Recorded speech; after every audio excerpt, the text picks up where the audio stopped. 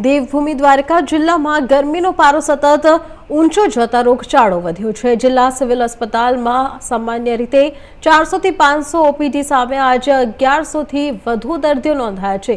દ્વારકા જિલ્લામાં ગરમીનો પ્રકોપ દિવસે દિવસે વધતો જઈ રહ્યો છે અને તેની સીધી અસર લોકોના આરોગ્ય પર જોવા મળી રહી છે। છેલ્લા કેટલાક દિવસોથી તાપમાનમાં સતત વધારો નોંધાતા તાવ, ઉલટી, ડિહાઇડ્રેશન, કમજોરી તેમજ પેટ સંબંધિત તકલીફોના કેસોમાં વધારો થયો છે। જિલ્લા સિવિલ अस्पतालમાં સામાન્ય દિવસોમાં જ્યાં 400 થી 500 ઓપીડી નોંધાતી હતી ત્યાં આજે એક જ દિવસમાં 1100 થી વધુ દર્દીઓ સારવાર માટે પહોંચતા આરોગ્ય તંત્ર પણ સતર્ક બન્યું છે।